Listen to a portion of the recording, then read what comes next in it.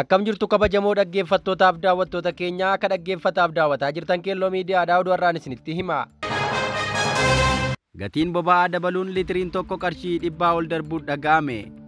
Biyya dinagdeen ishee laaffate Itoophiyaa keessatti gatiin boba'aa dabaluun qaala'insa jireenyaa durumaa hawaasaaf qormaata ture yaaddoo keessa seensisuu isaaf barame. Sababa daballii gatii boba'aa irraa kan ka'e magaalota Oromiyaa tokko keessatti tibba kana hanqina boba'aatiin konkolaattonni hedduun hiriira qabatanii mul'atu. Magaalota rakkoon kun keessatti hammaatee jiru keessaa tokko magaalaa Adaamaati. Adaamaatti buufataaleen boba'aa hedduun boba'aa hin qaban yookaan konkolaataa fi hin dhiyeessanii jedhame. Sababni isaa immoo raabsaan boba'aa yeroon akka isaan qaqqabaa hin jirre dubbatan. Bakka muraasa jirtutti ammoo konkolaattonni ganamarraa hanga galgalaa hiriira qabatanii dhaabbataa ooluu himu. Konkolaachisaan konkolaataa deddeebisa uummataa obbo Adaanaa Taarikuu madda oduu kanaa BBC'tti akka himetti buufataalee boba'aa qaban muraasa biratti hiriiranii dabaree eeggachaa hanga guyyaa lamaa isaanitti fudhata. Maddi rakkoo kanaa maal akka ta'e kan gaafatame obbo Adaanaan buufataaleen boba'aa hedduun akka lakkoofsa alaatti baatii amajjii bara 2025 irraa kaasee gatiin boba'aa dabaluu danda'a yaada jedhuun dhoksuu akka hin oolle dubbatan. Kana malees halkan yookaan bakka dhokataa ta'etti chiifcheen gurguraa jiru jechuun rakkoo jiru himan. Chiifcheen gabaa gurraacha seeraan ala boba'aan itti gurguramu gatiin isaa haalaan ol ka'uus himameera.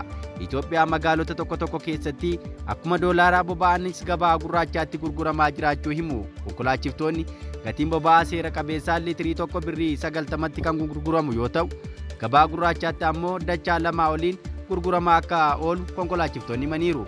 Sababa daldalli boba'aa seeraan alaa babal'ateen Adaamaa keessatti hanqinni boba'aa mudate jedha konkolaachisaan dubbate kun. Kanarraa kan ka'e konkolaachiftoonni muraasni gatii geejjibaa dabalaa akka jiran illee himameera. Gabaan boba'aa akka tibbanaa mootummaan labsetti liitiriin tokko qarshii 100 akka gurguramu murtaa'eera. Ta'us gabaa gurraachaan liitiriin tokko 350 hanga 400 bitamaa jira jedhame. Yaaddoo daballii boba'aa kanaan qaala'insi biyyattii daran hammaata jedhamee yaadda'us mootummaan humaa deebii hin laanne. Ta'us deeggartoonni mootummaa gatiin boba'aa dabaluun hangas mara yaaddoo qaala'insaa hin fidu jechuun karaa feesbuukii maxxansaa jiranii. Odeessa itti aanuun humni addaa Sudaan Raapid Sappoortii Foorsi duguggaa sanyii raawwate jechuun Ameerikaan qoqqobbii irra kaa'u beeksifte. Qoqqobbiin Ameerikaa kaa'uu beeksifte gaggeessaa garichaa akka ta'e Jeneraal Hamdaan Dagaloo irratti. Ministeerri dhimma alaa Ameerikaa Antoonii Biliinkan har'a ibsa kennaniin Mohammad Hamdaan Dagaloo waraana waggaa 2 gaggeeffamaa jiruun lammiilee Sudaan irratti haleellaa qindaa'aa waan raawwateef akka adabamu himan. Humni addaa Sudaan Raapid Sappoortii Foorsi fi milishoonni michuu garichaa ta'an ajjeechaa dhiirotaa fi dubartoota akkasumas daa'imman reefuu dhalatan irratti raawwataniif itti gaafatamuu jedhan. Dabaluunis humnoonni humnaa waraanaa Sudaan waliin lolatti jiran kun ajjeechaa qofa osoo hin taane sanyii adda baasuun haleellaa saalaa raawwachuu isaanii ibsanii. Antoonii Biliinkan milishoonni kun namoota waraana jalaa baqatan akkasumas namoota nagaa irratti xiyyeeffachuun ajjeechaa raawwachuu himan. Odeeffannoo kanarratti hundaa'uun miseensonni Raapid Sappoortii Foorsi fi milishoonni michuusaa ta'an Sudaan keessatti duguggaa sanyii raawwataniiru jedhe dubbachuuf murteesseeraa jedhani. Biliinkan humni addaa Sudaan gamasaan US ejjennoo hin qabdu jechuun rakkoo deemaa jiruuf furmaata kennuu akka hin dandeenye ibse.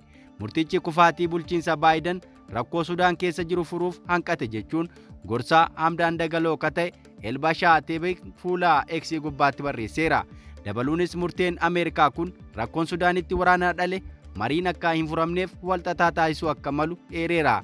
Humni addaa fi humni waraanaa Sudaan eebila bara 2023 irraa eegaluun wal waraanuutti jiru. Sababa waraana kanaan lammiileen biyyattii 150,000 ta'an duutu himama.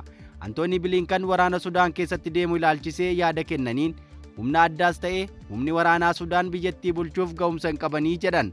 Qoqqobbiin USA ajajaa Raapid Sappoortii Foorsi ta'e Hamdaan Dagaloo irra keesse akka innii fi maatiinsaa Ameerikaa hin deemnee fi qabeenyi innis ta'e maatiinsaa qaban akka guramudha. Akkasumas kaampaaniiwwan 7 Raapid Sappoortii Foorsi Yuunaayitid Arab Emirates keessaa qabuu fi namni dhuunfaa biroo Raapid Sappoortii Foorsi meeshaa waraanaa akka argatuuf haala mijeessu qoqqobbii Ameerikaa jala galaniiru.